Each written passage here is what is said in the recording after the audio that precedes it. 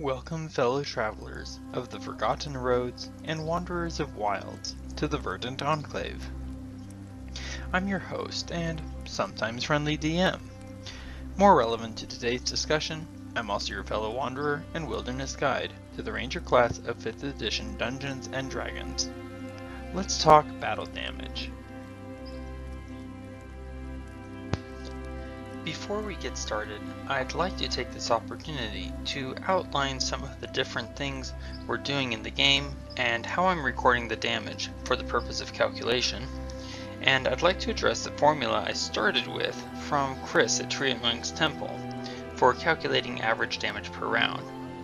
Finally, there are some new features specific to the fighter and the ranger that I'd like to discuss. There are some points on which I would like to provide some context for, especially the house rule glancing blow. My players, and myself, didn't like missing by only 1 point on the attack roll. Originally I was letting players choose an outcome, either favorable or unfavorable, but that was proving uninteresting. So instead I implemented this idea of letting the attack hit, but only for half damage, as though the target had been granted temporary resistance. I continue, however, to record the damage at the number rolled. Something I wanted to address as well is how I'm counting damage for spells like Spike Growth versus something like Thunderwave or Magic Missile. Both of those two spells can affect more than one person, but with Thunderwave and Magic Missile, the damage is rolled once, rather than every time someone moves through the area of the spell. Therefore, I record the 1 damage roll per use of spells like Magic Missile, even if it hits more than one target, because the total damage dealt could not exceed the number rolled, regardless of whether the damage is split or dealt all to one target. Meanwhile, I record each total rolled by Spike Growth and report the cumulative damage.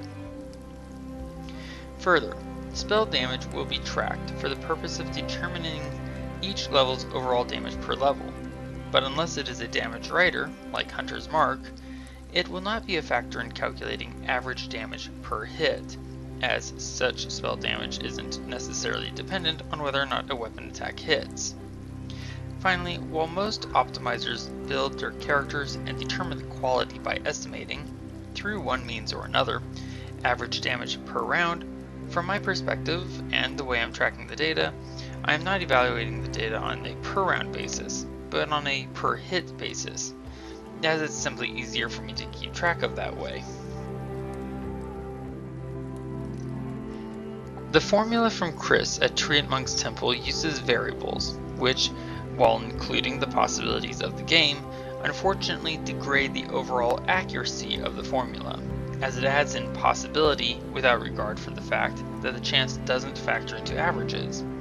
Advantage, disadvantage, and critical hits are outliers of battle data, not constants, whereas making attacks and hits are constants. Further, his method calculates for the round. While this isn't necessarily a problem, it isn't working well with the manner I've been tracking damage for the Land of the Hunter.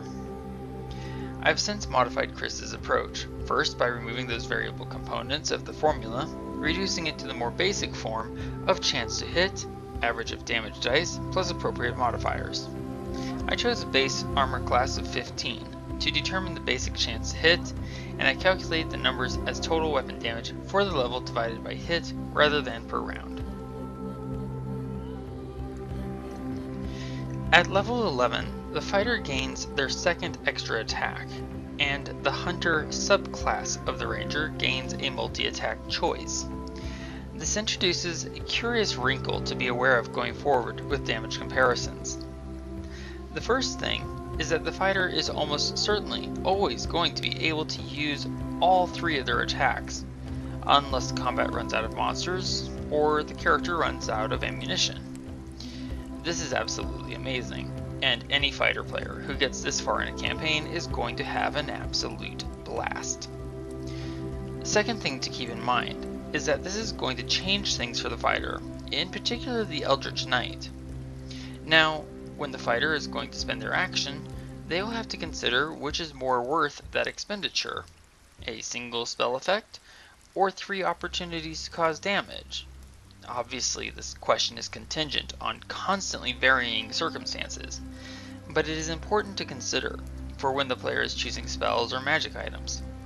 As an example, Adrian chose to give over his Staff of Paralysis to Del, as he can benefit more from being able to make more attacks. Keeping things relevant to the Land of the Hunter, Varen chose the Volley multi-attack. This is not an extra attack feature like the Fighter. It is a circumstantial ability reliant upon the presence of multiple enemies grouped close enough together.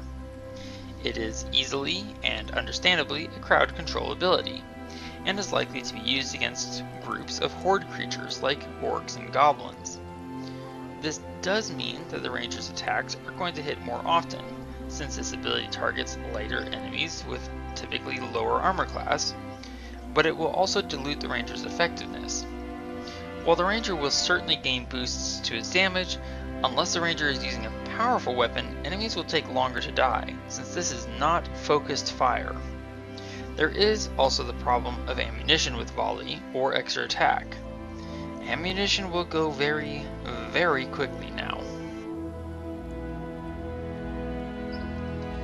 There have been two primary questions I've been examining in this adventure, but I chose to add an extension to one of them, as it is a statement I've heard before in relation to rangers.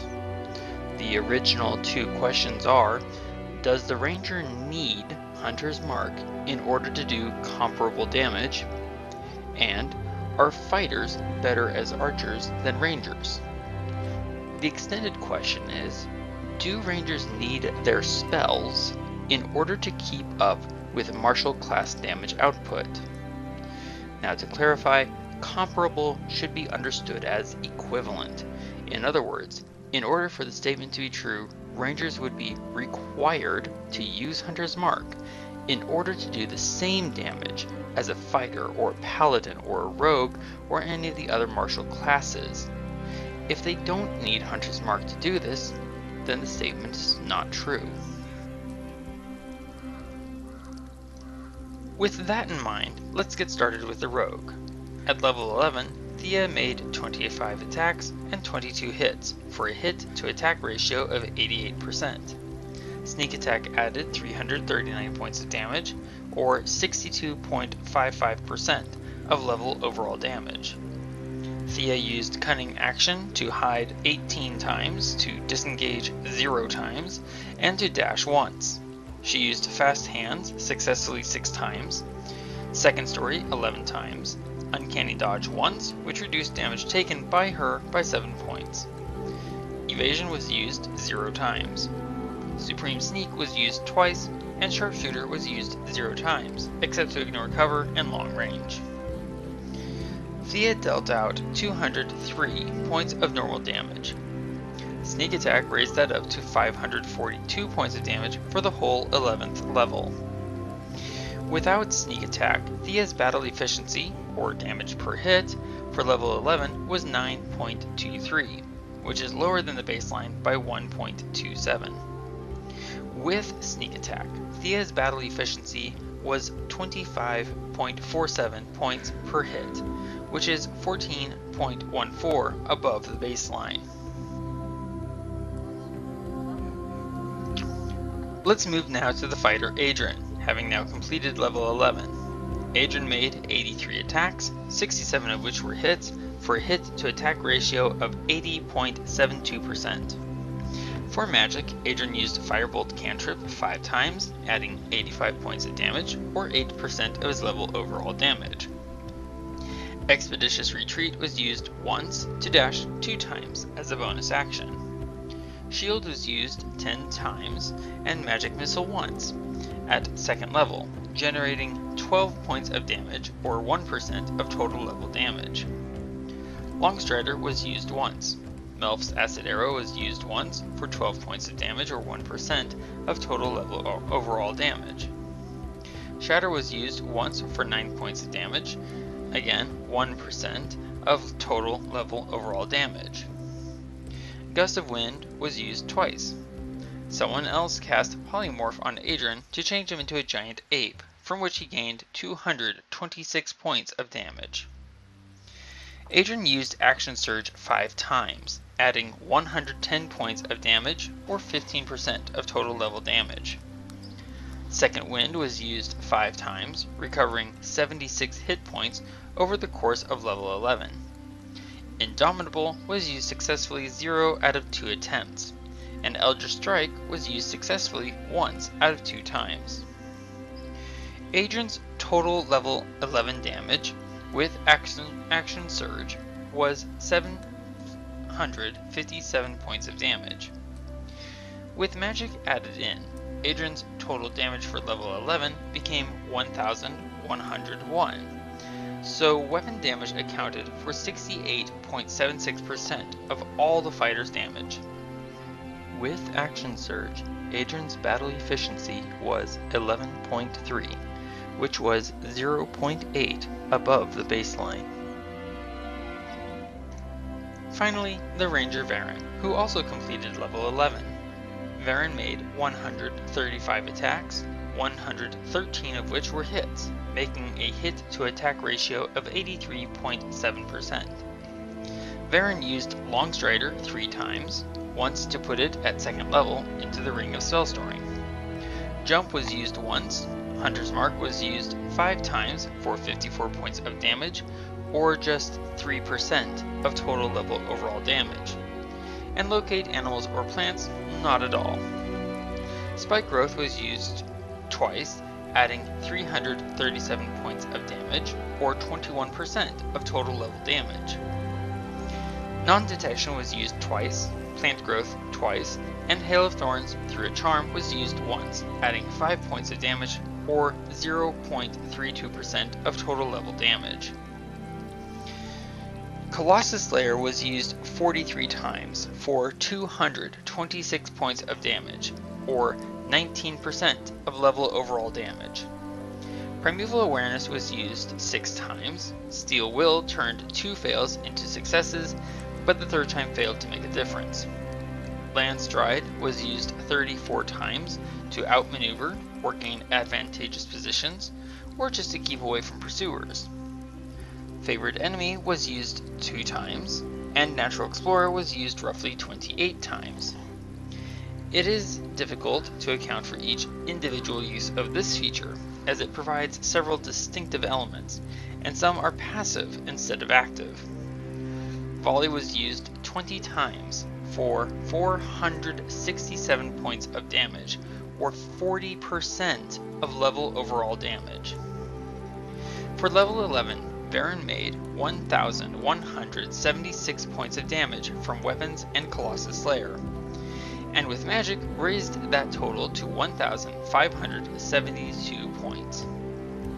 3.44% was due to Hunter's Mark, 21.44% of that was Spike Growth, 0.32% due to Hail of Thorns through Charm of Teeth, and 74.81% was due to weapons.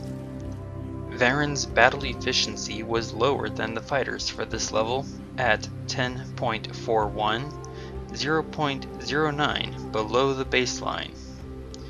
With the magic damage riders, the damage per hit was 10.93, which was 0.43 above the baseline. Let's look at the average per hit without including specialized features or magic.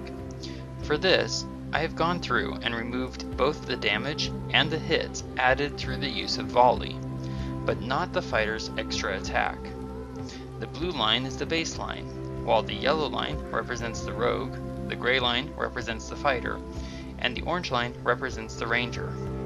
The reason I removed Volley, but not the fighter's extra attack, is because Volley is specialized to the subclass of Hunter, while extra attack belongs to both classes, and expanding on that is a feature of all fighters, not a specific subclass. So let's see how this changes when the special features are added back in. Now we see that with the various features, Magic Damage Riders, Multi-Attack, Sneak Attack, Action Surge, and Colossus Slayer, everyone improves at level 11. The Rogue more so than the others. The fighter continues more or less along the same pattern as the baseline, and the ranger begins climbing back up above the baseline after a dip at levels 9 and 10. Keeping in mind that this chart represents total weapon-based damage, that is, the weapons, the features, and damage rider magic, divided by each character's total number of hits, let's see how the characters did in total level damage output for each level. The orange columns represent the fighter, the gray the rogue, and blue the ranger. When forced to rely solely on weapons, and remembering the rogue has the highest efficiency overall, we see that, but for level 3, the ranger has exceeded the other two classes. This I hope illustrates the importance of looking at more than just the efficiency, or the damage per round or per hit, as the sole measure of combat capability. But as I said, this was without features or magic. Let's see the differences those bring in. Now the rogue exceeds the ranger twice out of 11 levels, which can certainly be attributed directly to the rogue's sneak attack damage and being able to sneak up on and strike sleeping foes. While impressive on a per hit basis of comparison, it does seem to me that sneak attack does not deliver reliable overall damage. For the other 9 levels, however, the ranger has absolutely, and at one level exceedingly, surpassed the other two classes. This is with the fact that both the rogue and the ranger have been forced to rely on slings for ranged combat since arriving in the desert. Despite the rogue's insanely high efficiency from level to level, it clearly does not translate to high combat damage output. But let's not forget that volley is applying damage to multiple creatures rather than hammering a single target, which is what Varen was built primarily to do. I hope you're finding this analysis as interesting as I am, and that you will continue to explore the Ranger class with me, as well as joining Adrian, Thea, and Varen in the Land of the Hunter. Thank you so much for watching, and I hope you have a great day.